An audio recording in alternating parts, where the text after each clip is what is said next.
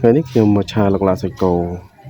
ចែកជូនបងប្អូនទស្សនាហើយក៏ចែករំលែកពីរបៀបធ្វើមុខម្ហូបមួយមុខនេះអញ្ចឹងដើម្បីបងប្អូនកុំឲ្យបងប្អូនសាមចិត្តយូរខ្ញុំនឹងរៀបរាប់លម្អិតខ្លះនៅ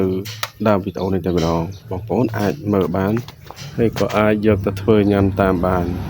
អញ្ចឹងនៅក្នុងវីដេអូនេះដំបូងខ្ញុំដើរផ្សាយផ្សំបន្លែដែលមាននៅជុំវិញផ្ទះរបស់ខ្ញុំសិនហើយបន្លែទាំងអស់នេះគឺខ្ញុំដាំដោយធម្មជាតិដោយខ្លួនឯងអញ្ចឹងបន្លែទាំងអស់នេះខ្ញុំយកទៅទ្រាប់បាទដើម្បីពេលដែលឆាសាច់គោឆ្អិនហើយខ្ញុំនឹងដុសដាក់ទ្រាប់ពីលើអញ្ចឹងដំបូងមុននៅពេលដែលយើងធ្វើយើងត្រូវតែត្រៀមគ្រឿងនិងសាច់ដែលយើងហាន់ហើយឲ្យរួចជាស្រេចហើយគ្រឿងដែលត្រូវយើងយកមកឆារំលីងមុនគេនោះគឺមានខ្ទឹមសម្ទេសហើយនឹងម្រេច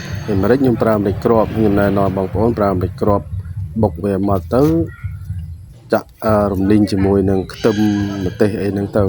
វាធ្វើឲ្យម្ហូបយើងកាន់តែមានរសជាតិឈ្ងុយបន្ទាប់ពីយើងលីងគ្រឿងទាំងអស់នោះបានឈ្ងុយល្អហើយយើងចាប់ផ្ដើមចាក់ទឹកត្រីទៅតាមបរិមាណយើងគិតថាល្មម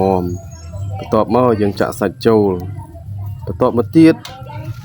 បងប្អូនដាក់ប្រេងខ្យងបន្ទាប់ពីដាក់ប្រេងខ្យងហើយគ្រឿងទេសទាំងអស់បងប្អូនត្រូវដាក់មានប៊ីចេងស្កររ៉ូឌីលេងទៅតាមបងប្អូនគិតថារសជាតិប៉ុណ្ណាដែលបងប្អូនចង់បាន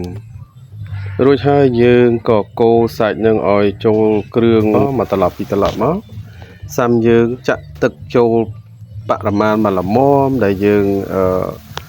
ប៉ែកដើម្បីយើងយកទឹកដួសដាក់លើបន្លែទៅដើម្បីឲ្យវាឆ្អិនបន្លែយើងតែម្ដងអញ្ចឹងបន្ទាប់ពីយើងដាក់គ្រឿងក្រូរួចរាល់អស់ហើយអ្នកទាំងគ្នាគិតថាសាច់វាផុយវាល្មមអស់ហើយយើងក៏ចាប់ផ្ដើមលើកចេញមកបន្ទាប់មកបន្លែដែលយើងត្រៀមទុកសម្រាប់ដួសសាច់ដាក់ពីលើហ្នឹងយើងក៏ដួសដាក់ភ្លាមនឹងតែម្ដងទៅដើម្បីឲ្យវាបានឆ្អិនបន្លែខ្លះតែប៉ុណ្ណឹងទៅសម្រាប់មុខម្ហូបមួយមុខនេះយើងអាចយកទៅញ៉ាំបានហើយបើបងប្អូនមិនច្បាស់បងប្អូនអាចមើលតាមដំណើរបានវីដេអូនេះពីខ្ញុំទៅជួបគ្នានៅវីដេអូក្រោយបាយបាយ